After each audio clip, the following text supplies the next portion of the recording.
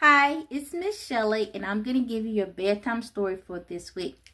Before we talk about this week's lesson, I forgot to show you the picture from last week's lesson. That lesson was crossing the Red Sea. I want you to see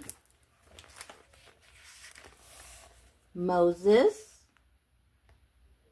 and the mighty hands of God.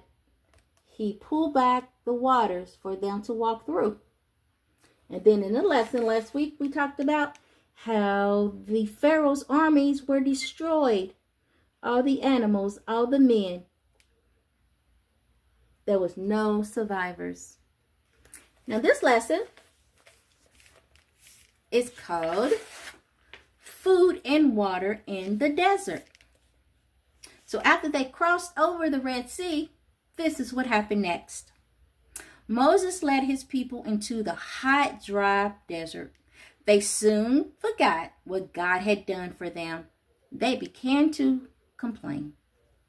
We would die of thirst or starvation, they wailed. Why did you bring us out of Egypt just to die here? Once again, God helped his people. That evening, quail came into the camp, and the people caught them. And the next morning, the ground was covered with white flakes that tasted like wafers made with honey, which they called manna. For all the time that they were in the desert, God provided manna for them. He also gave them fresh drinking water that flowed from a rock when God told Moses to hit it with his staff. Show you this picture. This is Moses and the people and the quail. These is like birds that was able to eat them. And then from the sky, there was some flakes that it tastes like wafers with honey.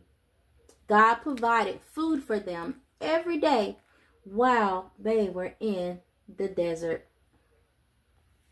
The Israelites soon forgot what God did, but God still provided for them. And God will provide for you. This is the end of the lesson. And I hope you had a good time listening to me and understanding the bedtime story.